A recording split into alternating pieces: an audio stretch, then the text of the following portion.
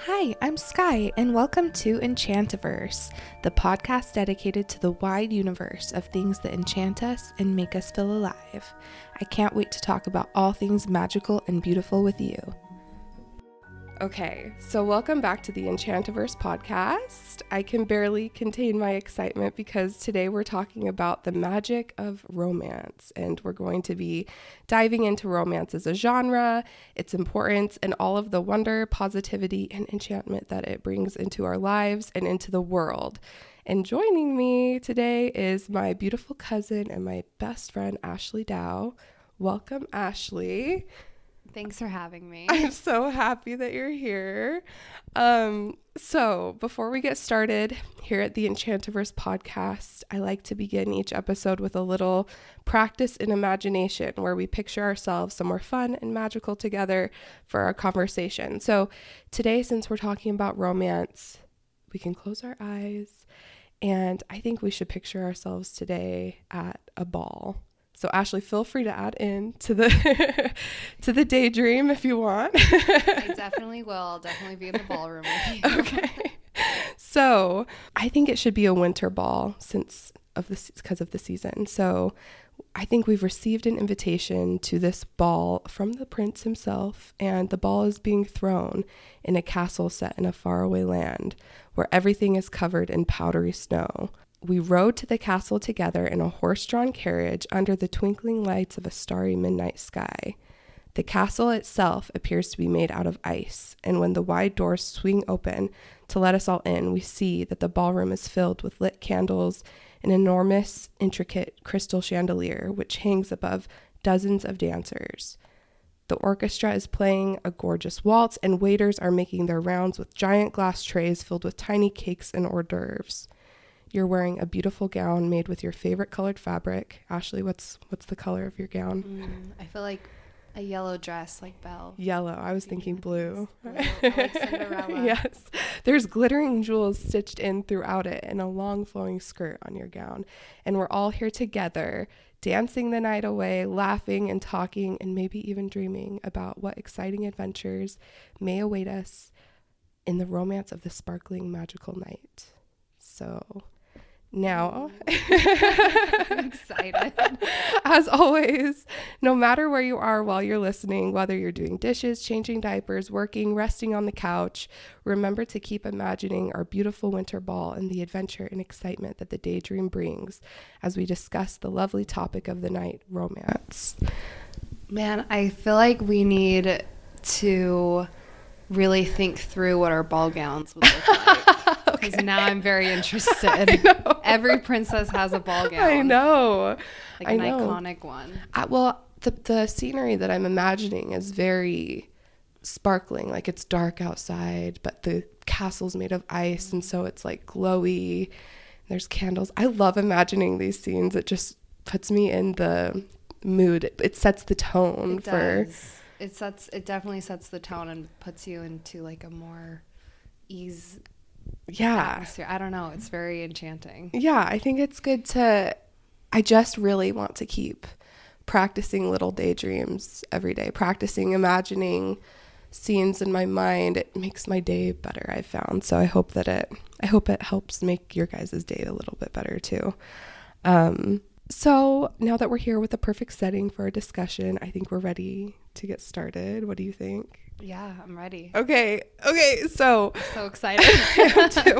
We've prepared a lot for this. So, romance. I was inspired to do this episode because I heard this audio clip. This was like months ago, like a long time ago.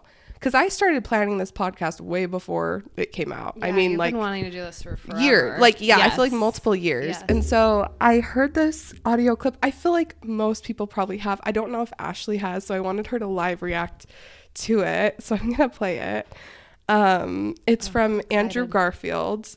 Have you heard this? I don't know. Okay. I love Andrew Garfield. I know. He says so many spectacular things. He's very poetic. Yes. Like the way he talks. So in this audio clip, he's describing Emma Stone.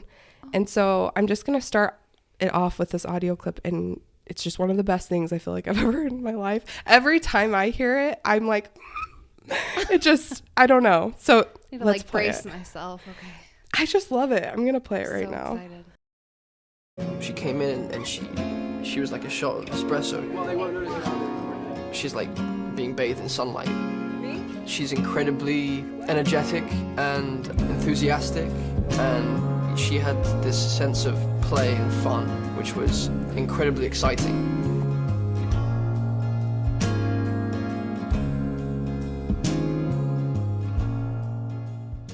That's it. I haven't heard that. You've never heard that?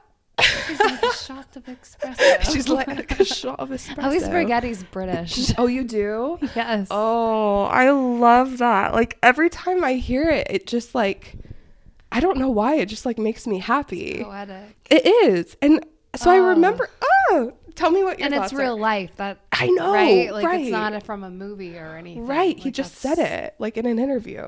Oh man. Yeah. So it just like made me happy. And I remember. Absolutely love that. There's something so romantic about like men talking about women in such a poetic way. Yeah. Yeah, exactly. And when I heard it, I like felt that, and I was like, that just made my whole day. I don't know. And I was like, why did that make my day? It wasn't about me. And like, nor did I think it was. Right. Like, it wasn't like a very vicarious situation. It just made me so happy. And so it made me wonder like what that is, and like, why do romantic things make us feel a certain kind of way, even when it's not about us and we don't think it is. And we're not like, I think a lot of people think like you're living vicariously through romance. I don't really think that for the most part. I really think that there's something else going on. So I kind of wanted to explore that today.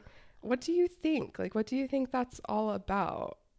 I mean, I don't know. I was trying to think prior to coming, like what is that little like rush inside us when we feel that? And I don't know. I feel like it's such a mystery of life. I was reading something about romance and why like it's an important, and he said that romance is ancient but also very personal, and it's acting in accordance to our deepest instincts. And so I was like, oh, that's so interesting. Like there's like a connection, like romance connects us to everybody. Yeah. You know, it's like so old. Like Yeah. it's something that transcends time. Yeah. But yet it's so interpersonal to our lives. So I feel like, I don't know, not that we are like living through like other people in romance, but that romance is something we all can obtain. Yeah. So when we see it, it just like appeals to like this inner instinct of Like the soul. desire and love. Yeah, that we all have. So I agree. I think it's like there's something like ethereal like about romance. Yeah. I think like, yeah, when I heard that clip for the first time, it like stunned me like for a minute, and I like was wondering like, what is it? What is it about romance that can make me feel this way? And I think we all kind of know that feeling where you kind of like, oh, it just kind of hits you like your breath kind of like, I don't know. yeah. No, it takes your breath away. It takes your breath away a little completely. Like you're stunned Yes. by any act of romance or love. Like, Yeah. when I watch it in film or TV Yeah. shows, or like it takes your breath away. Right. No, exactly. So I was thinking that like each time we hear a line like that makes our heart kind of flutter, my thoughts were that it was kind of like reigniting like a flame of hope, like within yourself, that love is real, that there is like softness out there that's real, or kindness out there that's real like that, and that happy endings are real. And it just kind of reignites that flame of hope within you. And I think that love of romance and the genre is really like love of the exploration of all the possibilities and scenarios in which the human soul can be cherished and loved. So like, for example, like to read about someone's soul being sought after and desired like in medieval England or the 1930s New York, or stranded on a desert island, or like in a galaxy far, far away, or 5 million years into the future, all these different scenarios, I feel like it's thrilling and beautiful to explore those different landscapes and the high stakes and the strange situations and the intricately like woven scenarios in which love overcomes and defies all the odds and remains supreme. It's this like testament to us that's out there, you know? And so I think that we're drawn to that because it makes us feel that kind of hope or that kind of belief in something that is higher than ourselves in a way. Yeah, I heard this quote that said, it's by Maya Rodale, and she said, romance novels have been and still are the dangerous books that show women again and again that they're worth it. Yeah. And I think that's, like you said, it's proven time and time again in those, whether it's movies or books or whatever medium it is, when we see it, we realize like we can have that, like that's obtainable. That you feel your worth a little happily bit. ever after. Yeah, like all those hopes like you were talking about in life that we want, like we're seeing them acted out because that's what we ultimately want in our own lives. Right. Yeah. And so I feel like too, because I know a lot of other people would be very disagreeable with romance who are a little bit against the idea of a woman being saved by a man, or maybe kind of those tropes that romance novels like find themselves in. But I think when we see that, there's something inside us that is like, wait, no, we want that. Or I'm worth that. Like there's someone out there who wants me. Like I don't know. It's there's some interesting like psychological things going on there, but I just think it's so inside of us to want that. Yeah. That reminded me what you were saying. It kind of reminded me of, I was doing some research on the, like the start of romance as a genre in literature, like kind of like the beginnings of that. And I know there's some earlier examples, but the majority of what I was like kind of looking into, was kind of beginning more of like the Jane Austen kind of era. This is what I found. So it says romance novels originated in the 18th and 19th century. Authors like Jane Austen, Charlotte Bronte, and Anne Radcliffe were some of the pioneers of the genre.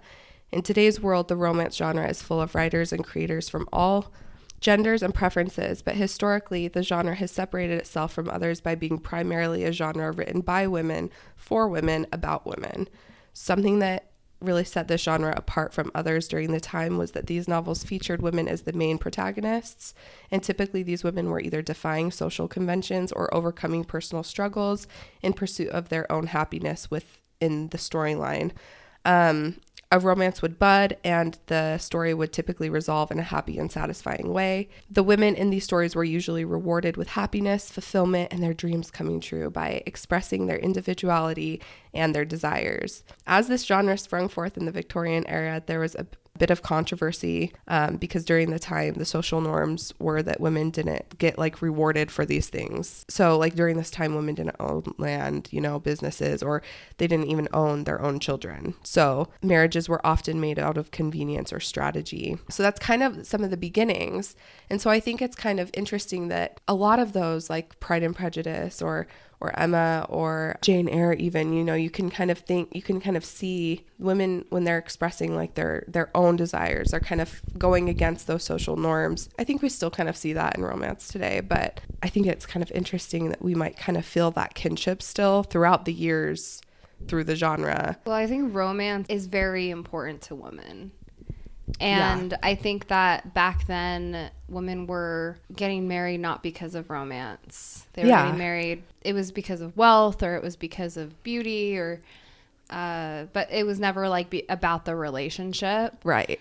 It's really cool to see authors like Jane Austen and Bronte and see that the romance theme was very strong in their novels. Yeah. Because that was almost like the ability for women at the time to like express that need that probably wasn't able to be expressed in another way, but was able to be expressed through literature. Right. Yeah. I think it's interesting. It would be interesting to live in the time and see like the unfolding of some of those societal norms and how women kind of came out of that, you know, I know like there's a phrase that they used to say at the time that women were considered like the angel of the house. This was like around, I learned this from a different podcast called The Literary Life. They did an episode on Dracula, which was written around this time. And they're talking about like the angel in the house kind of figure. Women really weren't supposed to do anything. They weren't really supposed to raise their own children. Someone else was supposed to do that. They weren't supposed to clean their own house. Someone else was supposed to do that.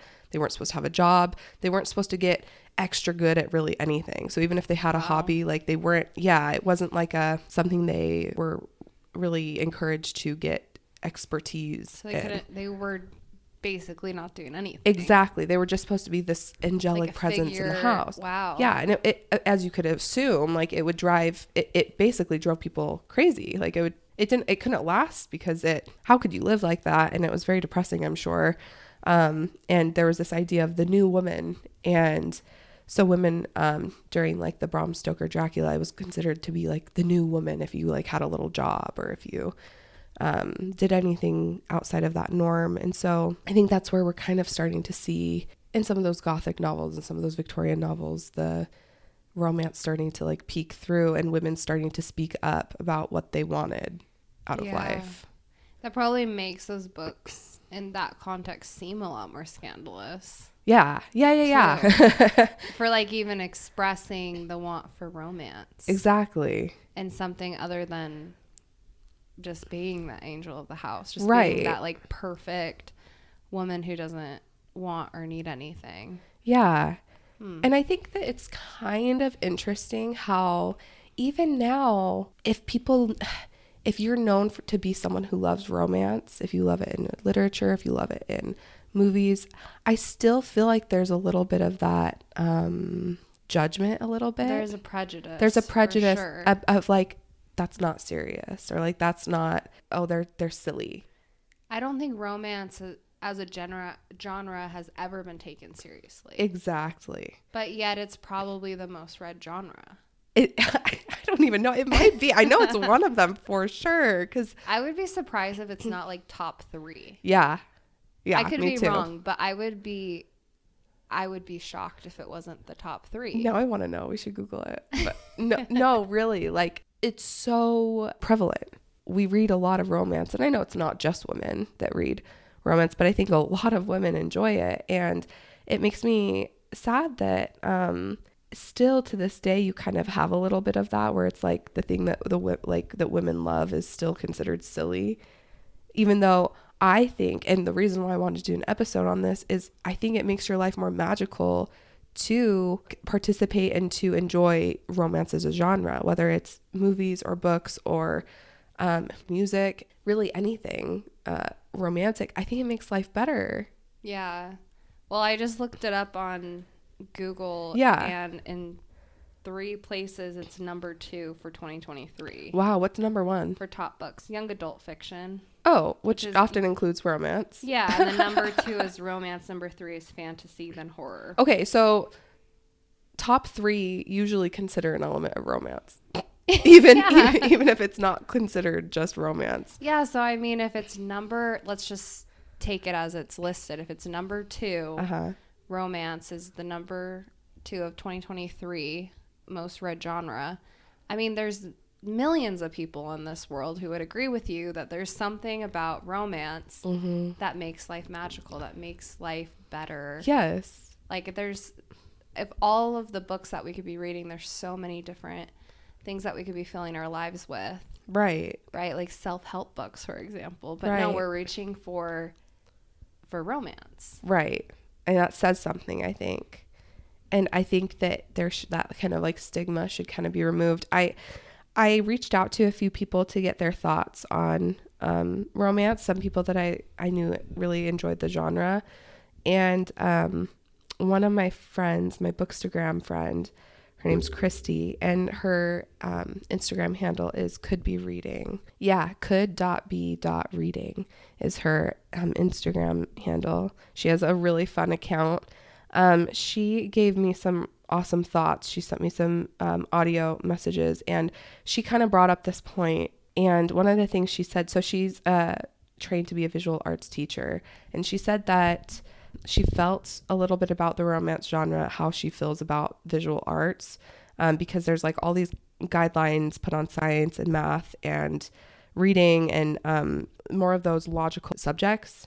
And so she was saying that, you know, people often undermine the value of the visual arts and the musical arts. And she feels like, especially like the visual arts. But the thing is that she feels that they're so important because you can't stimulate one part of the mind and expect that to be all that you need. And she said, it's a vital thing, reading math and science, of course. I'm not daring to say that learning about Monet is more important than learning to add, but I would say that we have found through many studies that the well-rounded education is the way to go, and that stimulating the mind through music and visual arts, you are actually stimulating the other parts of the mind as well, and they can awaken things. She says, this is how I feel about the romance genre. She says, it's undervalued because obviously there are a lot of character types and formulas in the writing that tend to show up and maybe be a little bit more obvious or a little bit formulaic. But she says it's also the case in other genres, like horror, for example. Like there are certain character types, tropes, and things in horror, the horror genre as well. But she feels that it's one of those things that doesn't necessarily stir the intellectual idea of reading, that many people tend to undermine its intellectual value. And so she says that when you hear about people reading romance, that they're basically the assumption is that it's just not as serious, you know? And I liked that analogy of like the visual arts and romance. Like people just assume that it's sillier. Yeah, and it always ends up being the things that women are more prone to love too. Yeah, a lot are, right? But I mean, men love romance as well. Yeah. I think women are more prone to it, but yeah, it is interesting. Like, I think we're growing up and we see, you know, the princess, like we were just explaining in the beginning, entering a ballroom and looking for her prince. Yeah. And I think that's a beautiful trope. Yeah. I mean, it's like very cliche, but I think there's something like, why does that resonate with us? I feel like I'm really tired, and I think a lot of people who love romance are tired of feeling silly. Yeah. For falling in love with romance. Yeah. And wanting romance and or made to feel like you shouldn't, like it's something extra. Like that's something that you should enjoy, but only when you have finished everything else, you know? Like it's not made to be an essential or a necessity. Yeah. And I actually think that if we treated it more like an essential or a necessity, that we'd be happier. Yeah, I agree. I thought it was really refreshing, the first Wonder Woman movie. Oh, I love that movie so much. Because all of the women superhero movies, this is kind of a classic plot, is that they don't need a man. Oh, uh-huh. Right? And I thought it was so beautiful in the first Wonder Woman because they did not shy away from a romantic storyline. Yeah, it was so romantic and it was so romantic, and it was sacrificial love. Yeah. True love. Like, I absolutely loved the first Wonder Woman movie. I bawled my but face I loved off. it because of the romance is yes. what really made it like come home. It really did. Made an impact. It wouldn't have been the same movie without the romance. No. It was like a really good movie, but like the whole thing was good, but that really, like you said, brought it home. Yeah, and I don't know if other people have seen that movie. I wouldn't want to completely ruin it if you haven't seen it, but it was so refreshing to see a full-on romance between, you know, Wonder Woman and I forgot his name, but I did too. But he's played by Chris Pine, and he's amazing in it. He was, and she was like fully herself, and he was fully himself, and it was just like the admiration of each other. Yeah, and it didn't make her less of a woman. It didn't make the storyline, to me, didn't make it weak. No, you're right. It was really good. That's such a good example I didn't even think of. I as you brought up that idea of like the classic fairy tale, I was gonna say that some of my favorite depictions of romance come from animated films, and I think that the medium of animation really lends itself to romance because it's able to portray like the magic of it in like a unique kind of way that like maybe a live action can't quite. Because with romance, another thing that my friend Christy said was sometimes you can't articulate exactly how it makes you feel. And so I think, that's how I feel like this episode. I'm like, I don't know how to say it. Yes. I just want to say like, Yes. it's so awesome. Like it gives you like this. Yeah. It's true. It's hard to articulate. She used the quote from Emma by Jane Austen that something along the lines of, if I loved you less, I could talk about it. Maybe I could talk about it more. Like that's how it kind of makes you feel. Why is everything just makes you like sigh? Yeah. And like I remember there's some episodes of Bridgerton I'll probably share later because I think you asked me some of my favorite romantic moments and they're in Bridgerton. Oh. But you just like you're literally feel like you just got stabbed by a sword and you can just fall over.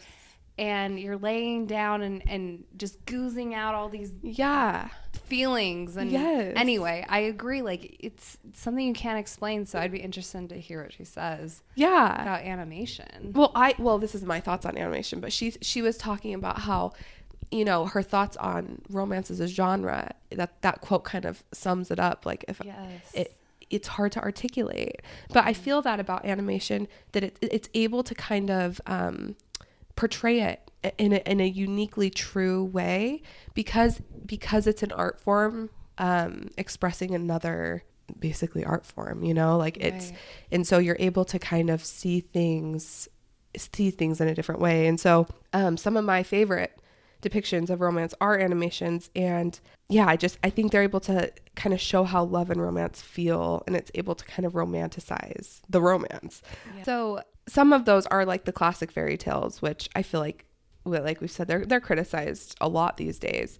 And I think it's a shame that they are, because the classic fairy tales have done so much more good than harm on society throughout the centuries. I think that they're part of the threads that have held dreams and imaginations together throughout the centuries. And so I also feel like they have a much deeper meaning that people might not see at first glance. And I won't get into that because I'm saving that topic for another episode.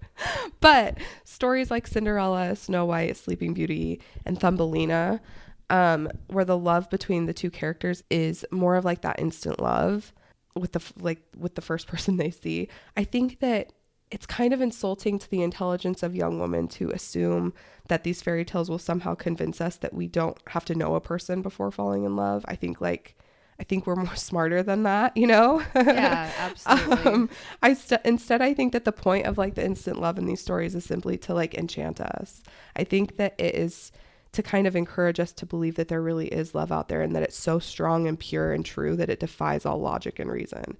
And I think that the belief in that kind of love is okay. And that, again, that's not to say that we go out and we are reckless and get married to the first person we see. Again, I think that's insulting to our intelligence, and I don't think that's what they're trying to say. It's exaggeration. Yeah, and it's romantic, and I watch them and I feel the romance of the situation. And I love that like they end in a wedding and like they ride off into the sunset. And my question is like, why is that a bad thing? And again, I think that they just help us to believe in happy endings, and what could be happier in these short stories. Again, they're short stories at the end of the day. Like if you read the originals, they're like a page long, 2 pages long for the whole story. So that's also maybe another reason why the love feels so instant, is because they're told in such a short format. But I think there's nothing happier than like to commit wholeheartedly to each other and live happily ever after. And I believe in like happily ever afters. And I think that it's cool to maybe stop looking for those reasons why something's so beautiful. That really, if you were to see that movie, it's so beautiful. The technique in which it's done and the way in which these stories are told through those animations is beautiful. And it reminds me of the Oscar Wilde quote, those who find ugly meanings in beautiful things are corrupt without being charming. I love that. And it says, this is a fault. Those who find beautiful meanings in beautiful things are the cultivated. For these there is hope. They are the elect to whom beautiful things mean only beauty. I love that quote, that to those who find ugly meanings in beautiful things are corrupt without being charming. I feel like he's saying that there are a certain kind of people who will always love the beautiful things. Yeah. And there's a certain type of people who always hate on it. Yeah. You know, like I think there will people who, like I think of romance probably appeals more to the optimist. Yes. That's a good point. I think that I had asked you what word would you use for romance? Oh yeah. Like what would be what's your perfect synonym for romance? If you couldn't use the word romance, what word would you use to describe? And I kind of thought about optimism as maybe being one of them. I don't think that's the one I picked, but you're right. And we can go into that in a second, but you're right. Like it appeals to the optimist. And I don't think that in the world of this Enchantiverse podcast, like I just really believe in making our lives more magical, looking for beauty instead of looking for ugliness, because I think that we've kind of been trained through like the 90s, early 2000s. Like I think it was just kind of popular and kind of cool to be like, oh, like whatever, they just like instant love, like met and like they kind of go against like some of these beautiful things that were created in the past. And I don't think that's that cool. Like I just think it's, again, like corrupt without being charming. Yes. Yeah, Oscar Wilde has the most witty way of putting things. I wish he was alive today because he just puts things wonderfully. Yes. But I guess I'll tell you the word that I was thinking of when it came to romance.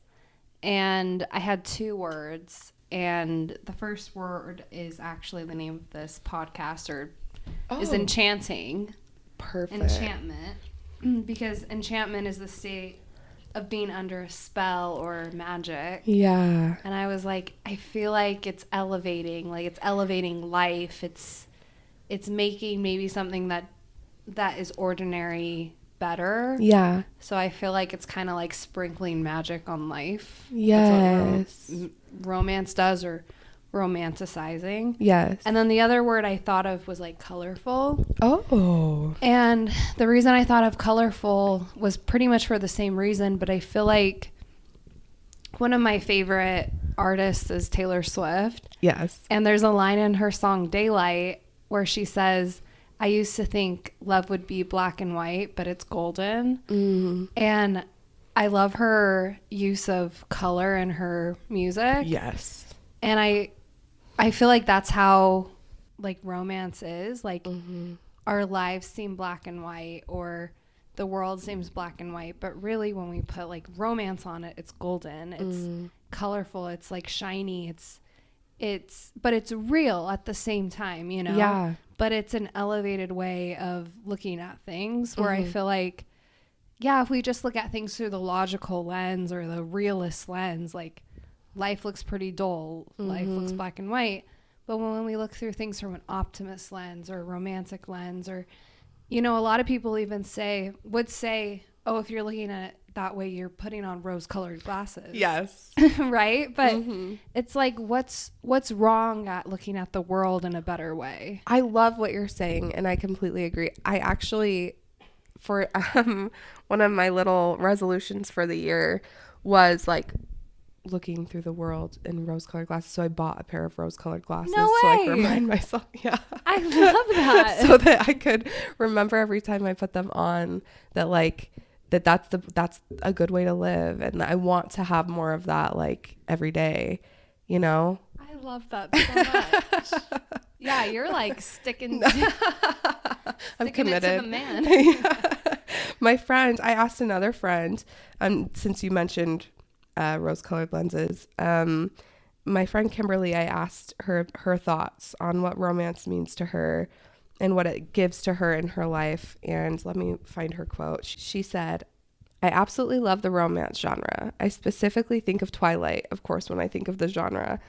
I think of the romance genre as an escape. I love being so captivated by a book that I'm rushing home at the end of the day to read it because I'm so excited.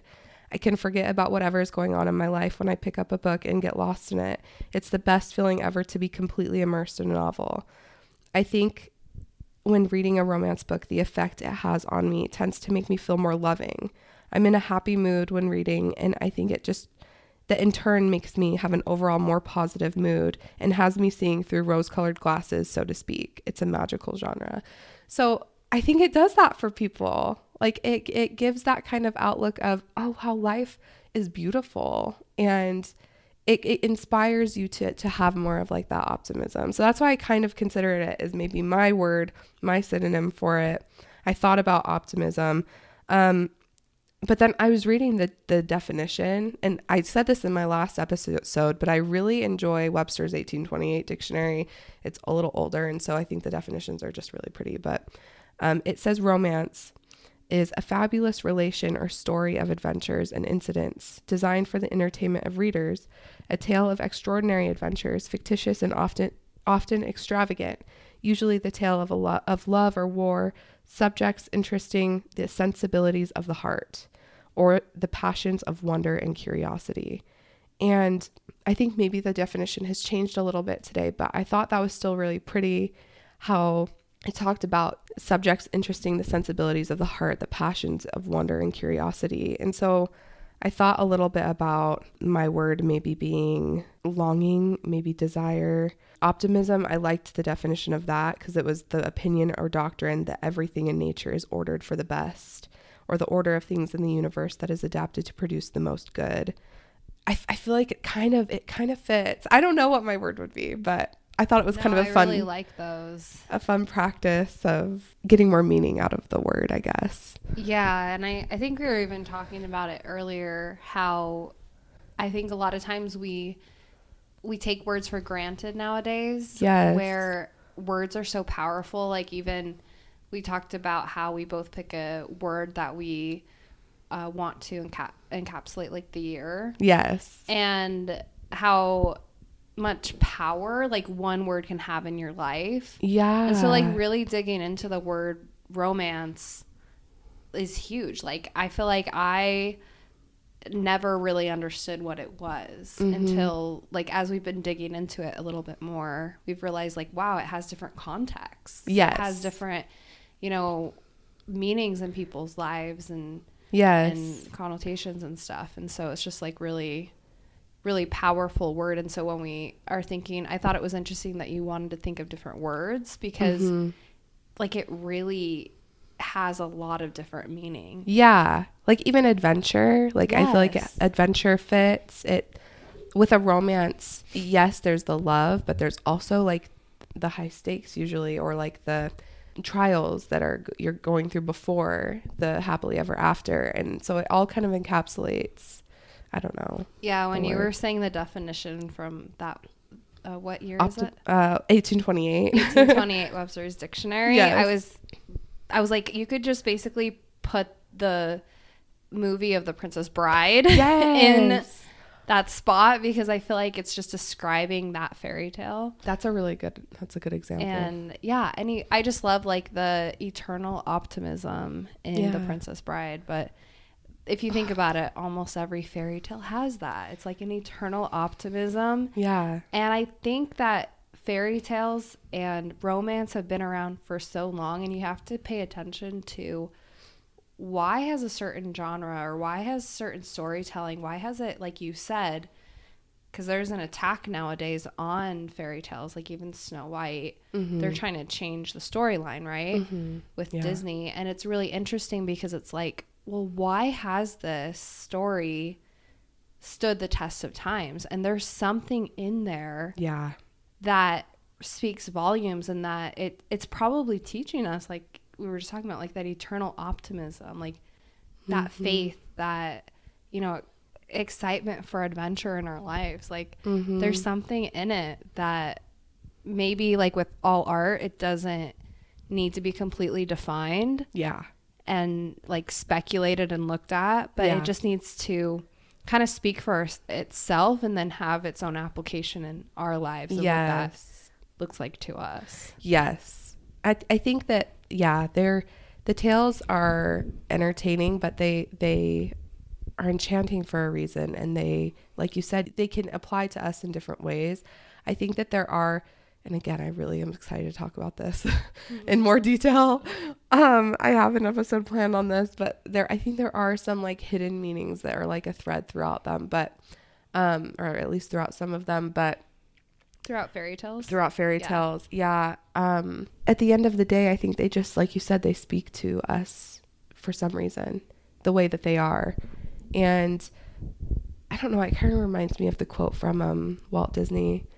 He said, I would rather entertain and hope that people learn something than educate people and hope that they were entertained. So I think that there's a little bit of that in the fairy tales. Yeah. Like, it's giving me something in my life, and we all are learning something different, maybe, you know, that we can take for ourselves. But at the end of the day, I think it's entertaining. Or you could maybe swap out the word entertaining for like, it's maybe magical to us for some reason, or it's enchanting to us for some reason. And I would rather, so let me swap it out. I would rather enchant and hope that people learn something than educate people and hope that they were enchanted. You know? Yeah. And I think that about the fairy tales a little bit. Yeah. It reminds me too of that quote by C.S. Lewis where he says, like, someday you'll be old enough to read fairy tales again. I think it's interesting that, like, we kind of forego romance and fairy tales when we're going through maybe like the education system, or we're trying to like make it in, you know, a certain career or something like that. And then for me, like, then you start having your kids, and you're like, wow, like, I want them growing up with that magic. And then that magic kind of enters your life again. And I don't know, it's just kind of interesting that, like, it's not looked at as seriously, yet that's what we return to. Right. It's exactly. It's something that at the end of the day, that's maybe how you want to feel most of all. Yeah. But like, society is like, oh, you need to grow out of that. Yeah. But yet, like, at the end of the day, that's what you go back to. Exactly. It's like, so Walt Disney and C.S. Lewis were onto something. Like, I had that at the beginning, and yet it was kind of educated out of me, or it was encouraged out of me. And like, you kind of have to remind yourself as you grow older that those things are important. That's kind of why I'm wanted to talk about this today. I think that the genre itself is so important. Like, I don't think we should feel silly. I don't think we should feel stupid. I don't think that we should feel like it's something that's not important. I think that we should embrace romance as a genre, as a way of looking at life. I think that it makes our lives better. Like, why would we not? And I think it should be taken seriously. I was actually stunned as I was researching for this episode that I couldn't find books about this. Like, I thought that for sure there would be some studies or some like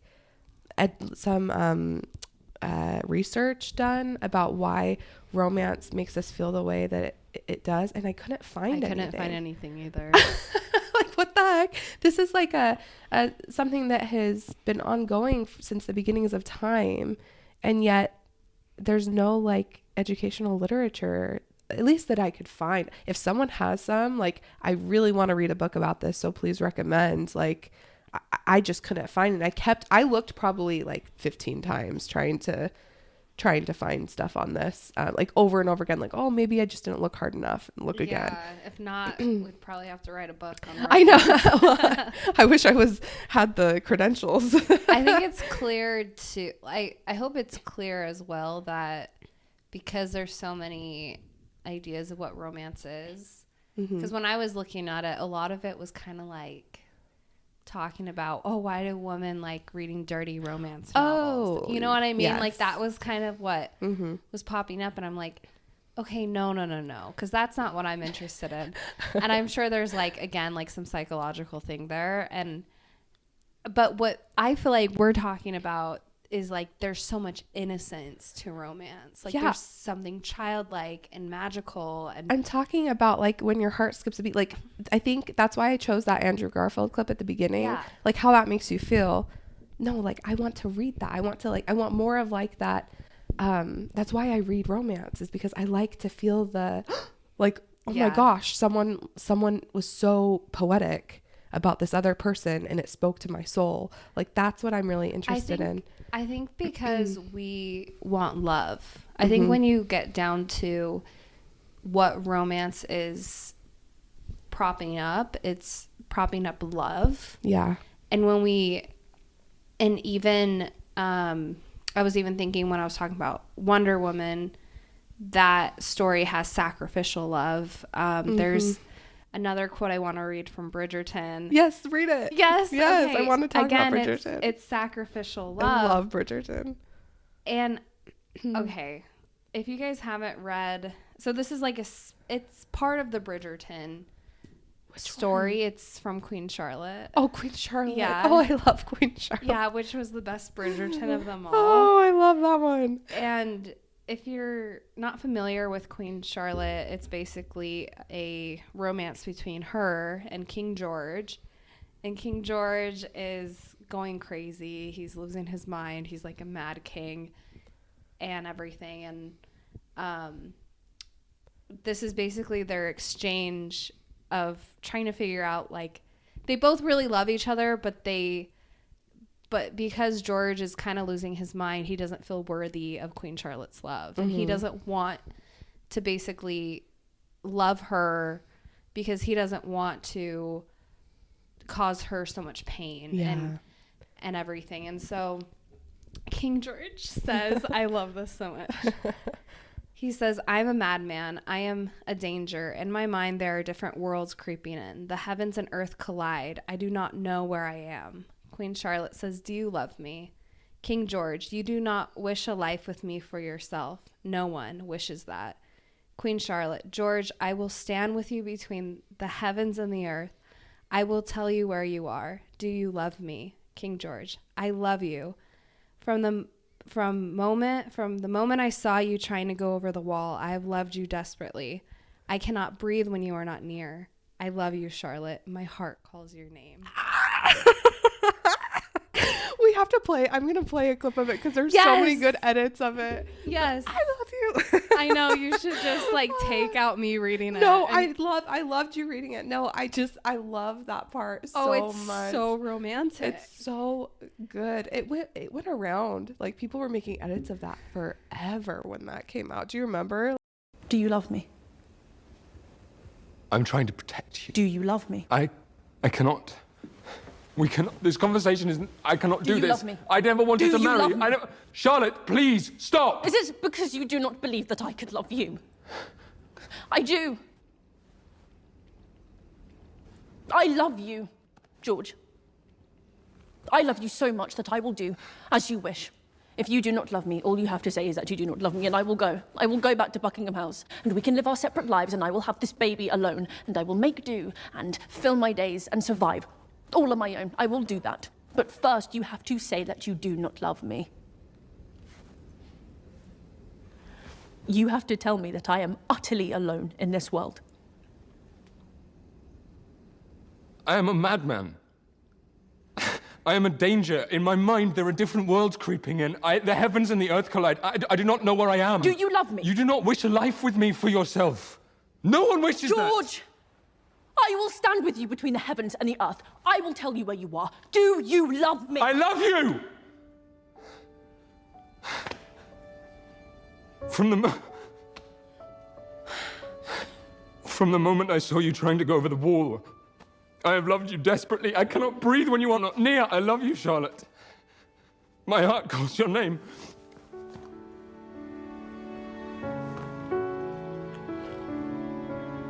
That is so good. Yes. I cried. Oh. I was bawling my eyes out. I know. I watched it. I probably rewinded like 50 times. Me and my husband have watched the whole show twice together. And we were just saying last night we want to rewatch it again. And he was like, are you going to bring up Queen Charlotte and the romance? Yes. Oh, good. I was like, I wonder if Ashley will.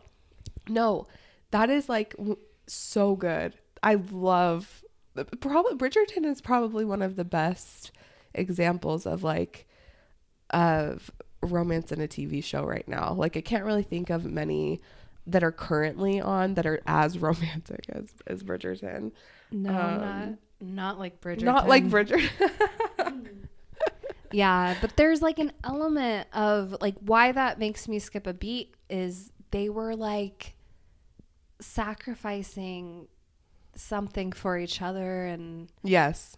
I don't know, it's just so I think that is probably one of the best romantic stories I've ever encountered. Yeah. Because Yeah. I think there's something about accepting someone so imperfectly, or loving someone so perfectly. Yes. That's what I'm trying to say. Yes.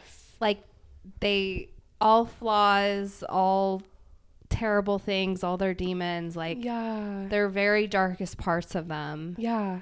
And Like, it makes she you just loves and sob. accepts it. Oh, I sobbed and sobbed with that show. Me and Caleb, we were just I remember we looked over at each other and we were like like just complete tears like streaming down. I love that Caleb. He loves romance. I asked him what his favorites were, and he brought up some good ones. He brought up Cyrano. Love Cyrano. We recently watched that this year. We read it in our book club, me and Ashley. Cyrano de Bergerac. From Cyrano. You do? Oh, good. I do too. So the movie, the Peter Dinklage movie, for anyone who hasn't seen it, I feel like it is underrated. Like, that movie. I don't even know how I didn't hear about it until book club, because it's amazing. It is so good. And the director is Joe Wright, who did the 2005 Pride and Prejudice. And he did Atonement too. He's really good, and he's really good at romance. But oh my gosh, the longing. I feel like that's another word that describes romance. The longing in that was so amazing. I pulled some quotes. Oh, I'm so ready to hear Cyrano. I wish I could play him sing the part that I liked the song Madly that he sings in the Peter Dinklage version. That just needs to be your outro. Oh, I wish. What Cyrano says in the song, he says, "I've held my breath since I saw her. I've tried to look away, but I can't resist. I know every detail of her. I made a list. I can't tell you how long I've thought about her. I've kept everything she's missed. She's gonna laugh at the one who brings her love like this." When I first heard him sing the line, I can't tell you how long I've thought about her. I've kept everything she's missed. I loved it. I loved it. The other part I loved in that, well, all of it, when he's singing to her at the window. For anyone who hasn't seen this, go watch it. It's so good. But when he's singing to her at the window is another favorite. If you don't know the story of Cyrano, it's traditionally it is a French soldier who has like a large nose and he's insecure about it. In the Peter Dinklage version, he's insecure about his height, and he loves a woman named Roxanne, and he's loved her forever. And he won't tell her, and he thinks one day that she's going to tell her that she's in love with him, and she confesses that she's fallen in love at first sight with someone who just joined the guard. And she says, will you help him? Basically, will you help him write to me and help me get to know him? And so he meets this guy. His name's Christian, and Cyrano. Christian's not well spoken, but Cyrano is a poet at heart, and so he writes the letters for Christian to Roxanne, and his words are what is making Roxanne fall in love with Christian, but really it's Cyrano. And so there's this longing throughout the whole movie, and there's a part where they go away to war, Cyrano and Christian, and the whole time Cyrano is risking his life to help Christian write to her, because before they go away to war, Roxanne says, make sure he's fed, make sure he'll eat. And he's like, I can't promise that, I'll try. She's like, make sure that, I can't remember all the things she's asking. He's like, I can't promise that, I'll try. She's like, and promise me he'll write. And he says, that I can promise. And so he's risking his life the whole time to send these letters to her during the war from Christian, aka from him himself. And Christian at the end, he's like, they're about to go out on a battle, and he's like, what? I need to write to Roxanne. And he's like, you already have. And he's like, wait. And he kind of discovers like Cyrano was in love the whole time, and he's like, how many times have you written? Like once a week? And he's like, more than that. It's like every other day, like more than that. Every day? Yes, every day. Like it is so good. Anyway, I love that one. Do you have more quotes? It's amazing. I have one where it's basically him. It reminds me a lot of the Andrew Garfield one that you shared. Oh yeah, yeah. Because he's explaining like how he feels about Roxanne. And he says, she is a mortal danger to all men. She is beautiful without knowing it and possesses charms that she's not even aware of. She is like a trap set by nature, a sweet perfumed rose in whose petals Cupid lurks in ambush. Anyone who has seen her smile has known perfection. She instills grace in every common thing and divinity in every careless gesture. Oh, it's so good. It's so good. And just like the purity in which he loves her, the purity, the way that he's able to help someone else be with her just because he wants her to be happy. Like, that's all he wants, is for her to get what she wants. And I think that's important because we were also thinking of other people who were, I was brainstorming in literature, romantic idealists. Yeah. And Cyrano was one that came up, which we love. Yes. Another one, though, is Gatsby. Jay Gatsby. Jay Gatsby. And I think the difference, because I think there is a critique on maybe romanticizing a person too much. Because I think you're right with Cyrano, his love was so pure. Yeah. Like, and I think that was probably because he had so many flaws himself. And I don't know, like he was also very real about himself and his place in the world. And he didn't really think he could get Roxanne, which was really, really sad. But because he could have the whole time. He could have the whole time, but I don't know. There was like a purity in his love for her, because he even was willing to not even get the credit for all of those letters and everything he was doing to help Christian get Roxanne. Like, he ultimately just wanted Roxanne to be happy. Yes. Whereas like Jay Gatsby, there's this, again, I'm going to quote Taylor Swift, but in her second version of All Too Well, the 10-minute version, she says, the idea you had of me, who was she? And and I think in a way that's how like Jay Gatsby was with Daisy. Like, that idea you had of me, who was she? Like, he almost like romanticized her too much to who she wasn't. Yes. Whereas with Cyrano, Roxanne was amazing. He just saw like the amazingness of her and loved every little bit of her completely, and he loved her how she really was. Like, Roxanne is I love her because she's a really good example of a love interest that is so intelligent, and she's so witty, and he doesn't love her for her beauty. He loves her for like her mind and everything about her. He sees, and it's that element of just being seen, you know, being seen as you truly are, that I think we love in a romance. Seen and being seen. It reminds me, so in this aspect of longing, reminds me of another quote that I got from a friend for this episode. Her name's Logan Miel, and she's an author. She's actually a fantasy author. She's so good. You guys should read her series. It's called The Fairy Festival.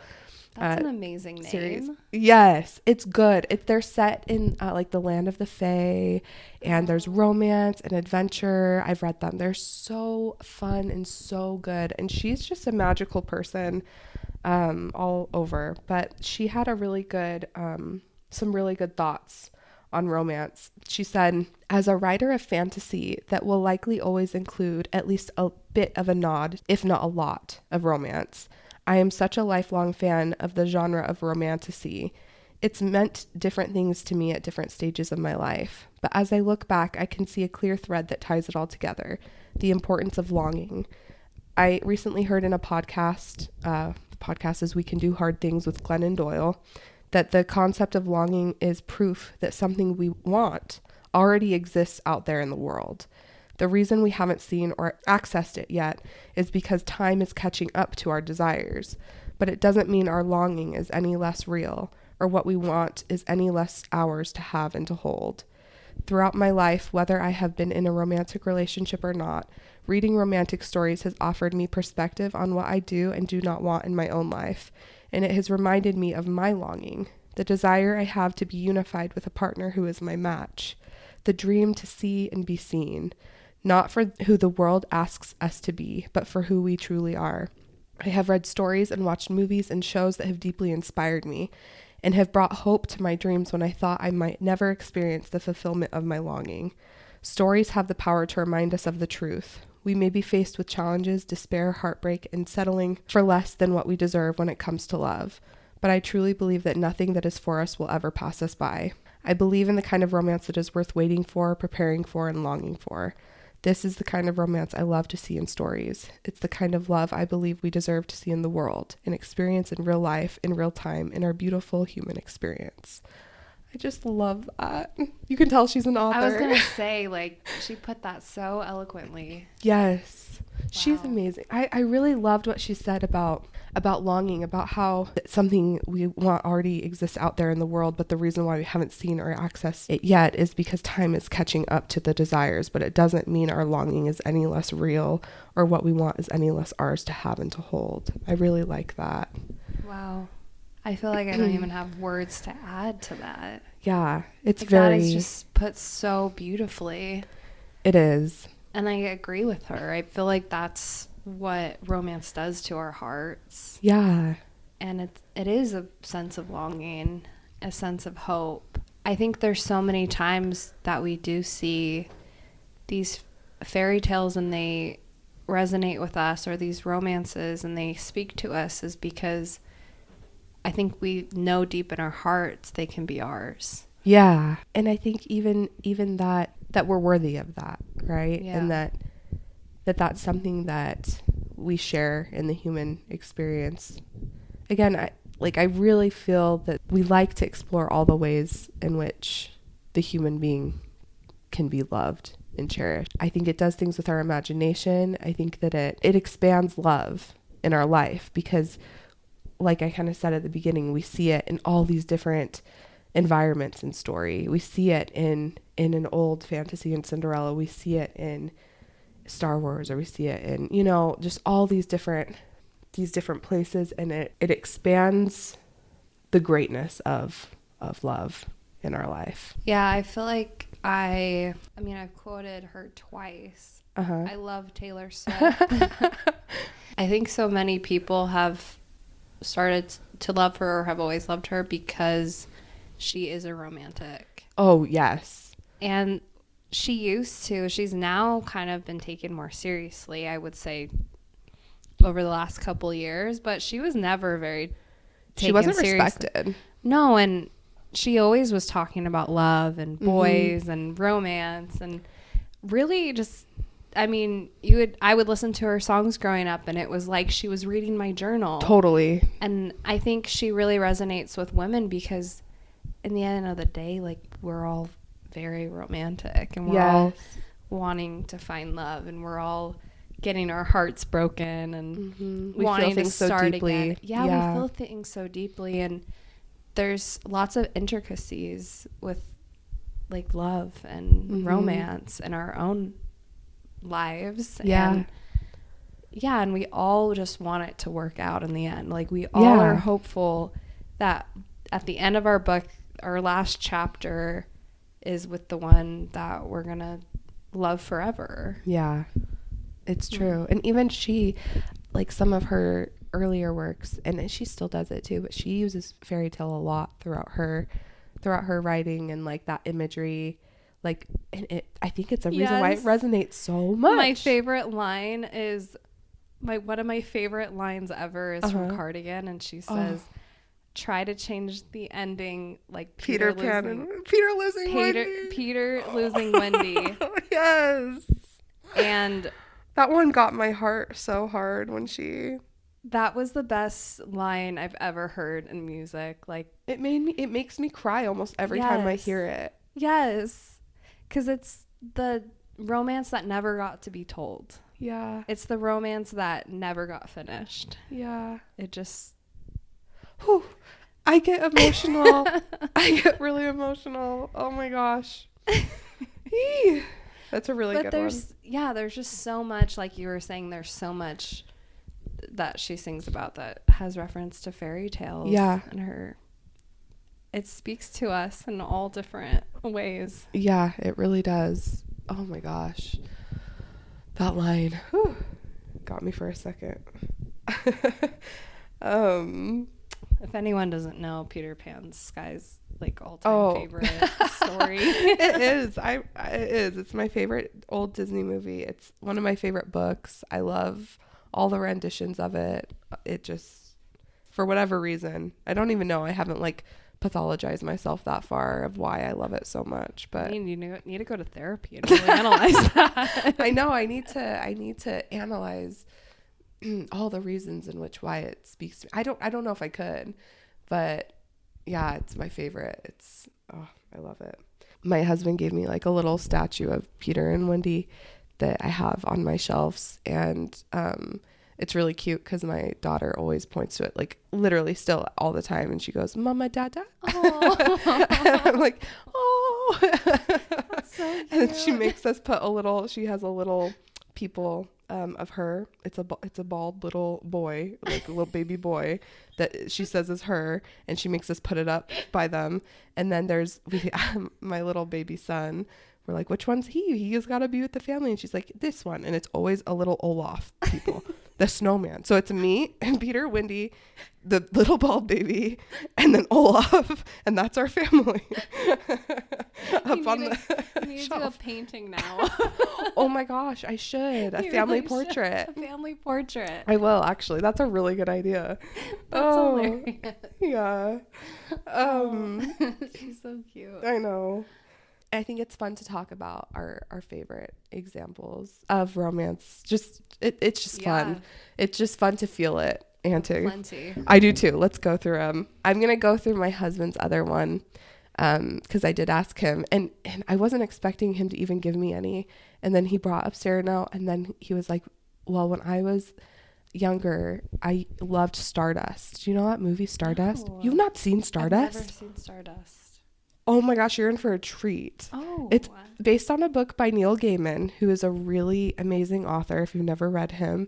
But it's this, if you love like Princess Bride kind of feel, like it's this beautiful movie about this kind of like, how would you describe him? Kind of like an outcast kid named Tristan, and it's set kind of like in an old England kind of setting-ish. I don't know if the land is real. I can't remember where they live. I don't even know if it's mentioned, but his name's Tristan, and he's in love with this really snobby girl that is in town. And the girl tells him that if he brings her a fallen star, she'll like be with him. I'm pretty sure that's how it goes. I haven't seen it in a while, but so he crosses this wall. There's this wall, and they're not supposed to go over there, and but his dad, I guess back in the day, crossed it, so he knew he could. And there's like a guardian of the wall who's this little old guy, and he tricks him, and he jumps over the wall. And so Tristan goes searching after this fallen star, and he finds it, and it's actually, when he finds it, she's taken the form of like a woman. And so her name is Yvain, I think is how you say it. And they have this sort of adventure trying to make it back, and she knows, like, he's kind of like captured her, like she knows she's going to try and like he's in love with this other girl. And there's this monologue from her, the star, professing her love, and she's professing it to this mouse in a cage, and she doesn't know that anyone else can hear her. She's just kind of going through, but it's one of the sweetest descriptions of love. And my husband said he used to watch it over and over again on YouTube because it just gave him like the chills. Oh my gosh. I know he's an artist, so he's has kind of that a little bit in him. So this is what it says. She says, when I said I knew a little about love, that wasn't true. I know a lot about love. I've seen it. I've seen centuries and centuries of it, because she's a star. It's the only thing that made watching your world bearable. All the wars, pain, lies, and hate made me want to turn away and never look down again, but to see the way that mankind loves. I mean, you could search the furthest reaches of the universe and never find anything more beautiful. So yes, I know that love is unconditional, but I also know it can be unpredictable, unexpected, uncontrollable, unbearable, and strangely easy to mistake for loathing. And well, what I'm trying to say is, Tristan, I think I love you. My heart, it feels like my chest can barely contain it, like it doesn't belong to me anymore. It belongs to you, and if you wanted it, I'd wish for nothing in exchange. No gifts, no goods, no demonstrations of devotion, nothing, but knowing you love me too. Just your heart in exchange for mine. It's so good. And she's like a star, so she's seeing like the centuries of of everything. Like, it's just a really beautiful part of the movie, and it's so good. Wow. And what's so I see why it left an impression on yes, me. it's so good. That's beautiful. I wish I need to go watch this movie. Go watch Stardust. Anyone who hasn't seen it, it's so whimsical and it's a really well done movie. It has like Michelle Pfeiffer, Claire Danes plays the star. It's really good. Like, dissect that. Yes. Man. It was cute too because he was like, yeah, I used to watch it over and over again, and I was like, oh, that's so funny, because I did a monologue of that trying out for a play in middle school at my little school, and I was like, I was probably at the same time, like we loved the monologue. If you were to do a movie a romantic movie of you and your husband, yeah. he would be watching that while you're reciting it at the same yes. time. Yes. All the stars align. Yes.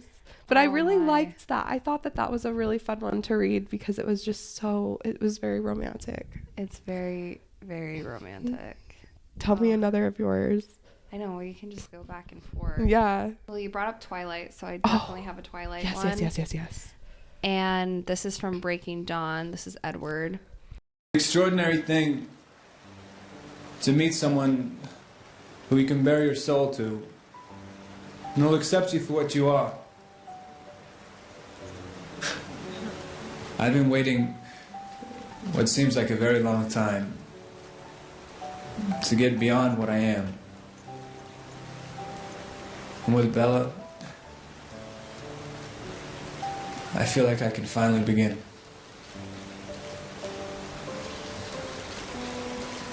So I'd like to propose a toast to my beautiful bride. No measure of time with you will be long enough. Let's start with forever. Oh. I just love Edward. He's so emotional and yes. I don't know. Very He's got a lot in him, but I just, again, going along the lines of Queen Charlotte, and I just love that idea of accepting each other for all the good or the bad, and yes, I love that in Twilight for sure. I feel like Twilight is such a part of my human journey because it was probably the first romantic series that I read. I think we read it in like 6th grade. We started reading it. Yeah, we were really young. We were in middle school. It was it was I remember it was right when it came out. Yeah, it was right when it came out. I remember I got it from the library at school, and I just remember, oh my gosh, it was so good, and it was so enlightening to all the emotions that go that you go through in a romance, in a love, and it tells them so well. And I feel like it helped me set the standard in a way too of what I wanted, because Edward was a really good, he treated Bella really well, and like the way in which he loved her, I guess besides leaving her in the second movie. We see his intention. That was tormenting for us all. Like, I couldn't imagine. No. Do you remember? I remember reading New Moon and bawling, flipping through the pages to try and find his name because he wasn't mentioned until like the very end. And then I could continue reading the book just knowing that he was going to show back up. And what an amazing ending for showing up. Like she goes to the Volturi, right? Oh.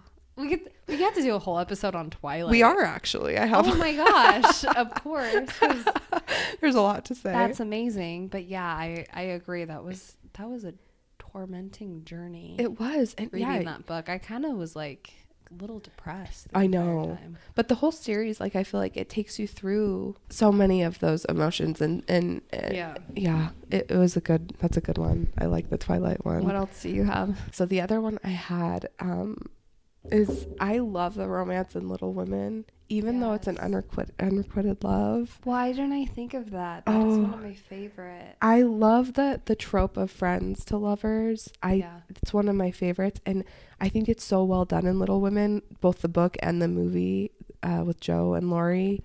And I hate the end. Like, it's one that still kills me. And so we actually found that book. We did it for book club, but there's a book called Joe and Laurie. It's by Melissa De La Cruz and Margaret Stoll.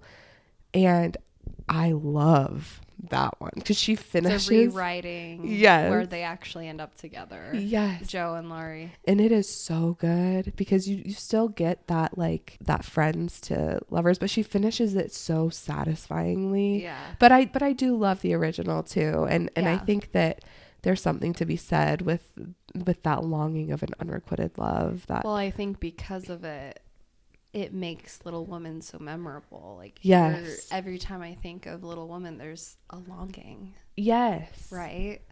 Of, yeah, like you said, an unrequited love. So, I mean, it's so brilliant. yes, It's so brilliant. But we read one that had an alternate ending, which was very satisfying. It was very, very satisfying. I love the quotes from Laurie in both of the movies. I love Laurie. Oh my gosh. He's very romantic. Yes. A very good love interest character. Yes. Oh, and he's like, I have loved you since the moment I clapped eyes on you. What could be more reasonable than to marry you? I have loved you since the moment I clapped eyes on you. What could be more reasonable than to marry you? We'd kill each other. Nonsense. Oh, neither of us can keep our temper. I can, unless provoked. We're both stupidly stubborn, especially you. We'd only quarrel. I wouldn't. Oh, you can't even propose without quarreling. Joe. Dear Joe, I swear I'll be a saint. I'll let you win every argument. I'll take care of you and your family. I'll give you every luxury you've ever been denied. You won't have to write unless you want to. Grandfather wants me to learn the business in England. Can't you see us bashing around London? London? Oh, Teddy, I'm not fashionable enough for London. You need someone who's elegant and refined. I want you.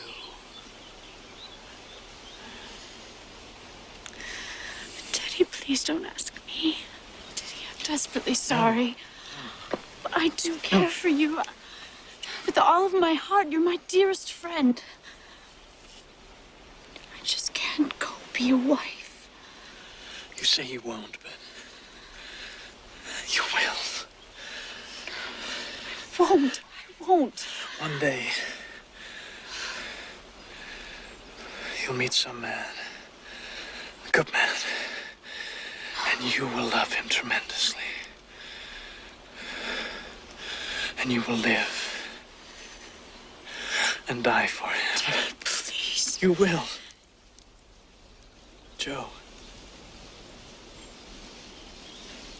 I know you.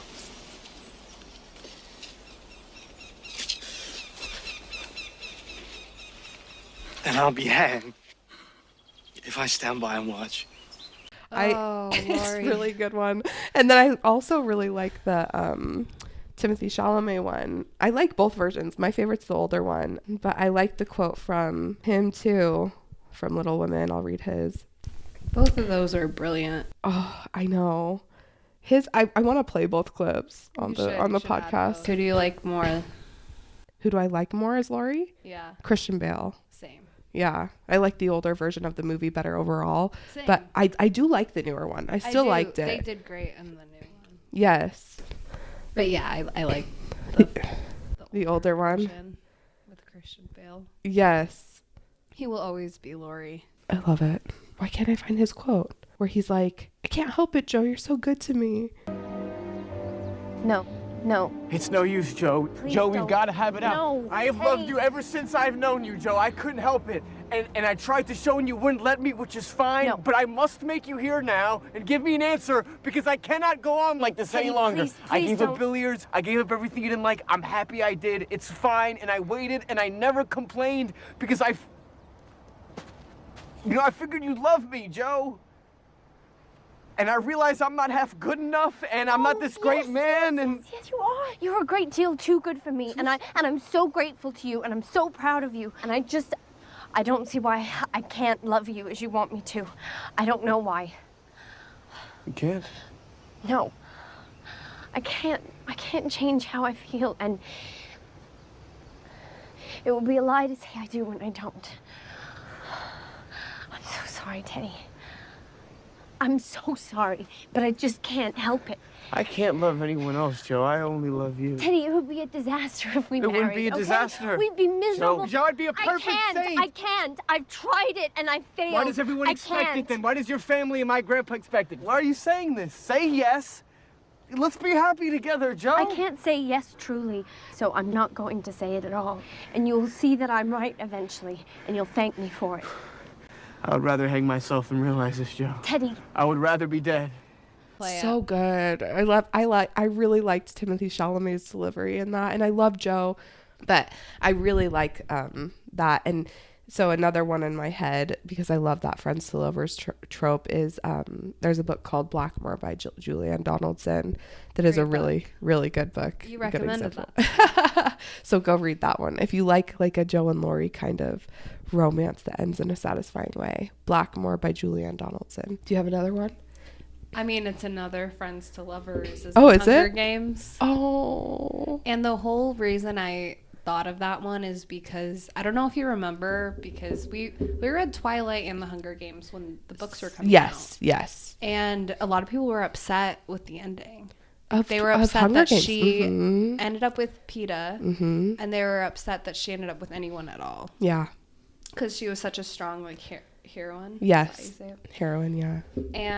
But I love the ending. I did too. Sweet.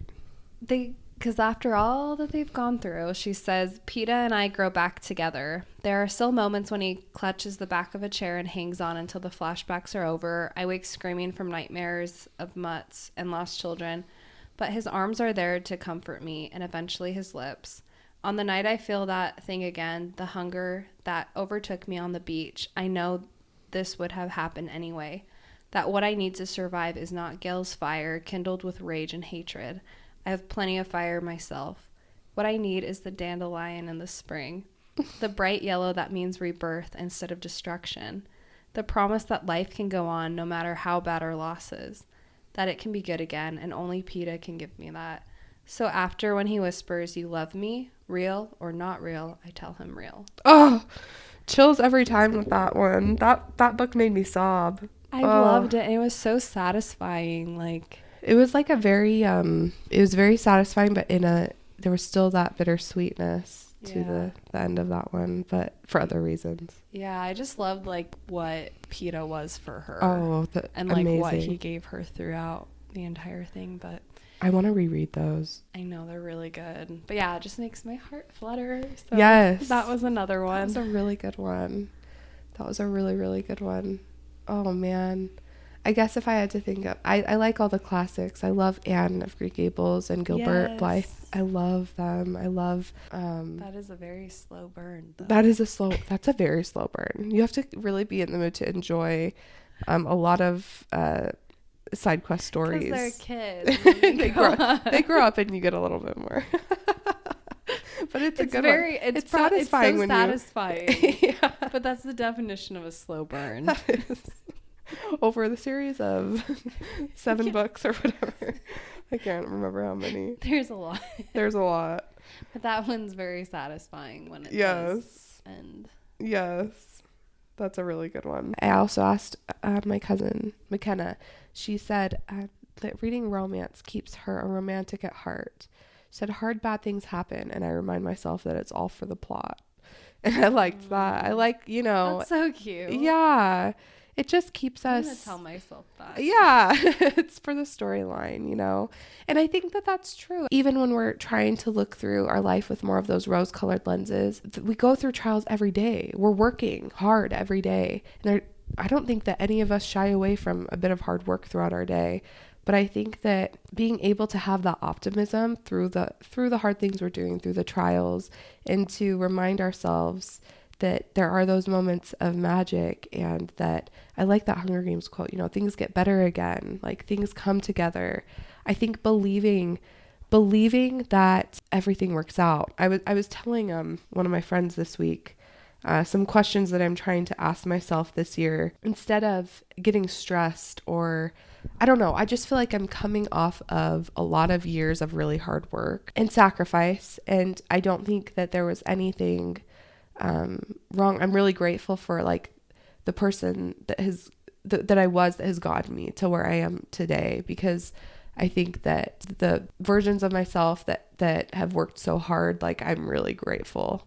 But I think that there was a lot of, there's a tendency towards more pessimism, or there's a tendency towards more of a maybe cynicism when things can feel draining, or when you feel really burnt out, or when you feel like things just aren't working out in your storyline that is your life. And so this year, what I'm trying to work on is when those things happen, I'm trying to ask myself questions like, what if everything just works out? Or what if actually everything can come easily sometimes? Or what if your dreams can flow to you easily instead of feeling like you need to sacrifice every pleasure for them? Or what if indulging in life's simple pleasures is actually bringing you closer to your dreams? Because I think that there is just this tendency to believe that life is so hard and so harsh and there's so much bitterness in the world. And I just, with my practices and my imagination and everything this year, I really do want to try and have more of a romantic outlook on life, where I think, what if everything just comes a little easier this time? I think it's possible. I think anything's possible. And I don't know. So that's kind of my romantic goal for the year. No, I really love that. I was just thinking how when I was preparing for this podcast, how there's a lot of things that talk about like romanticizing your life. Mm-hmm. And I feel like I'm beating a dead horse, but it all is leading to optimism, and It's all leading to looking at things on the brighter side. Yeah. And while I was doing kind of like some research about it, it said that romanticizing your life, so this is from Dr. Nina Vasson. She said, romanticizing your life is a way to explore mindfulness by being present in moments of your daily life. Through the act of romanticizing your life, you become more in touch with your actions, thoughts, and emotions as you go about your day. Also, romanticizing means to put a positive spin on pretty much anything. And I was thinking about that, like when you were talking, and how, I think there is just so much in our lives to look at in such a positive lens. And I think that we're taught to come back down to earth a little bit. And or you always hear like there's no one's gonna save you, you know? And I think, I don't know, I think we really do need to have that mindfulness that everything around us is enough. And the person we married, the kids that we have, the friends, whether it be 1, 2, or 20, that they're enough in our lives. I think it's just expanding our lives to be a fairy tale. You know, and so I think that that's the importance of romanticizing, is putting on those rose-colored glasses. I don't think we're lying to ourselves. Right. You're just seeing things in a better light. Exactly. And that's kind of what we're here to do anyway. Like that's what reframing is taking something like an ordinary cup, you know, and seeing it for more than what it can be. Right. That's art. That's everything. It's just, it's expanding and looking at things in their potential, whether that be, you know, something simple like that, or whether that be our own lives. Right. There's a quote from Walt Disney that says, my imagination creates my reality. And I think that's really true. Or there's another one that I really like from Frank McCourt. I have never read this book, Angela's Ashes, but there's a quote from it that I really like. It says, you might be poor, your shoes might be broken, but your mind is a palace. And that's beautiful. It's another one, that I like. I think that we can reframe things, that we can see things as they are, but choosing that better part. There's a quote I really like from Norman Vincent Peale, who wrote The Power of Positive Thinking, and he talks about how we're really good at completing the pictures and thoughts that our minds create. So like I think that the more our minds travel down the roads of imagining true love and fairy tales and happily ever afters, like I think the more we believe in them. So I think that it's good to send our minds down more down the path of romance so that when our minds are trying to complete the pictures that we create in them, that they're happy ones, that they're good ones, that they're not. He says sometimes we can manifest those unhappy versions of ourselves through the ways that we think. And I think that romance is a thing that helps us imagine that better life. Imagine all the love in the world that could be ours and that is ours, I think. Yeah, I feel like we only have one life to live. Yeah. I mean, that's as cliche to say, but we only do have one life. Yeah. And so what are we doing, you know, just trying to play it dull? Yeah.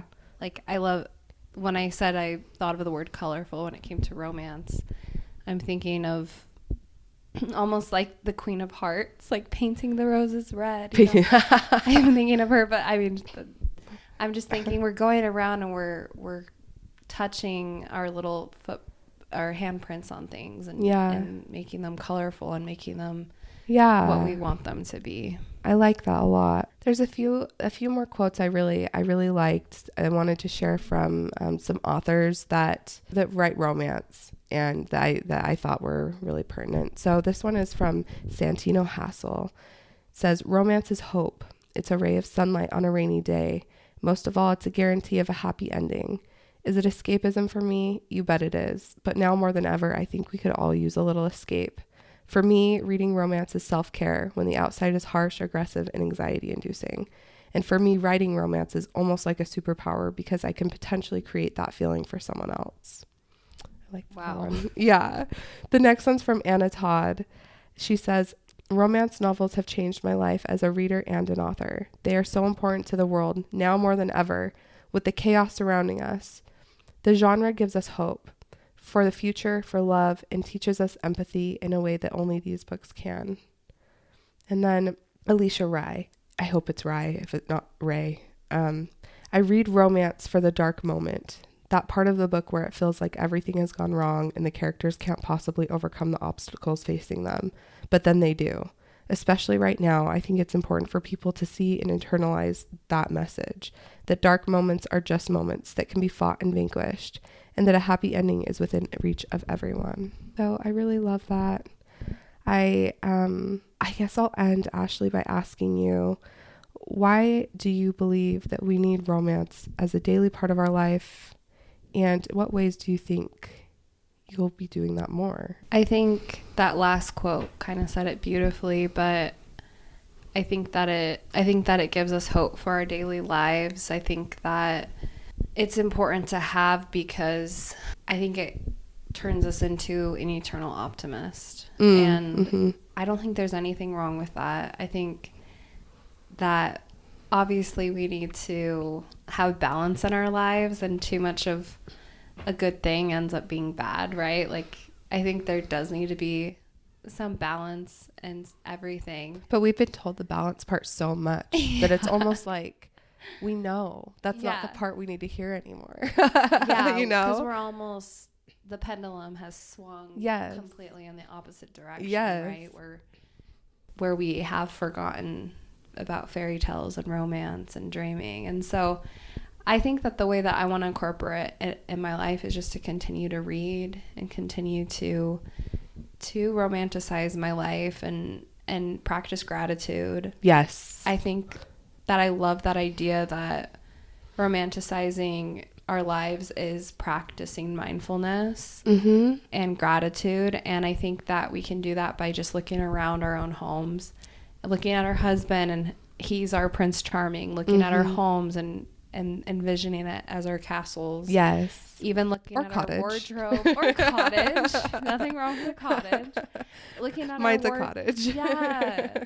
I think I loved in your last podcast episode you were talking about like the things that you're wearing or things that you love and make you feel like yourself. Like, I think just doing those things that are bringing in happiness and making us our truest selves. Yeah. And I just want to continue that every single day. And I just also want to allow myself to do that. I think like you were saying, not feeling silly for wanting that and feeling perfectly aligned with everyone else. That's something not only that we want, but it's aligned with our needs. There's something deep within us that needs romance, that wants romance. And when you neglect a need, it manifests in negative ways in your life, right?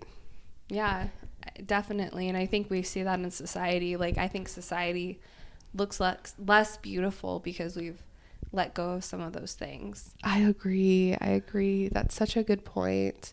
We talk about that a lot, like with older buildings and the romantic thought and the encouragement of beauty in the way that things were built and how that's changed and how it probably affects us on a day-to-day basis that we're not aware of because we haven't known different. You know, we haven't lived in these homes that had more of that, you know, beautiful artistry, the carved wood on the door frame and the little things that were incorporated. Yeah. It's interesting. I guess it's kind of a tangent, but I'm kind of on a tangent myself. No, I love it. I absolutely think every single one of us should reflect and see what romance can bring into our own lives, because it doesn't look the same for every single person. Yeah. But I definitely think that it's worth revisiting and not looking at as something that's silly or frivolous, that it's something that actually can have a positive impact in our lives. And not only that, it's something that can bring enchantment, bring magic. Yes. Not only just like, it's transformative. Yes. I love that. Yeah, that's my thoughts. I really like that. I really just, what stood out to me in this conversation is just that encouragement to, if a story resonates with you or if something resonates with you, it's for a reason, and there's something beautiful in that. And don't always look for the reasons why maybe it's not perfect. One of my favorite renditions of a romance is the Titanic. I love the Titanic. I love Titanic. I'm a sucker for the Titanic. I know. And again, there's that aspect of the kind of that instant love. But it is so endearing. It is something that I actually find it so beautiful how Jack Dawson, he just met this girl, and yet he is so good to her, and he ultimately sacrifices everything for her ultimate happiness and well-being. And I just find that beautiful. I think it's a beautiful story. And so if there's beautiful stories you love, if you love some of those classic animations, another one I wanted to mention, I really like a Thumbelina. I love that one. It's one that I had watched last year, and I was just like so mesmerized. And it's one you gotta watch because the way that it's depicted. Let me be your wings. Let me be your wings. I love it, but the things that are going on in the animation are really like are so romantic. Like it's this fairy prince that comes and like is gonna take her away and help her kind of find her path, and she goes on an adventure of her own. But it's really beautiful, just the depiction of them together, and I love it. And I don't care if people say, you know, that instant love is not real. Of course not. But I love it, and it's very romantic to me. I think it is real. Yeah. Oh, I think so too. I think love is such a curious thing, and yes, it's nothing to be looked down upon. Like, however that romance or love there's happens. Not always a formula. There's not always like a 1 + 2 = 3. You know, like there's so many different scenarios, and I think that's why we are drawn to the genre. Like I've said so many times throughout this, like we enjoy the exploration of that. Yes, this has been a really fun conversation.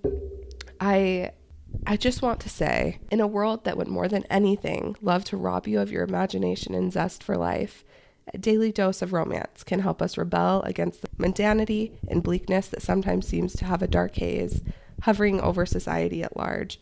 Every time our heart flutters from the sweetness of a well-written proclamation of love, it lifts us above that haze where we're free to dream and imagine all of the many different stories and scenarios in which the human soul can be pursued, valued, and adored. We are subconsciously reminded of the preciousness of our hearts and the beauty that is to be wanted. And I think that it's vital that we're reminded of these things often. It keeps us fresh and excited and hopeful. So don't ever feel bad about your love of romance. Don't ever believe the lie that it's fluff or trash or nonsense, because the truth is that it's important and necessary and useful. And despite what people might say, your love of love is actually making the world a better place. So if you love romance, fill up your life with it, watch it and read it and believe in it unflinchingly, because true love is real, happily ever afters are real, riding off into the sunset is real, and your belief and enjoyment in these things is beautiful and important. So that's all I have to say. That was beautiful. Well, I've loved this. Thank you so much for coming and talking with me. Yeah, thanks for having me. I've had so much fun talking about romance, and I'm excited to take it more seriously in my life now. I'm excited too. Thank you guys so much for listening. I hope that you had some fun and felt validated. And I love you guys, and I'll see you next time. Bye. Bye.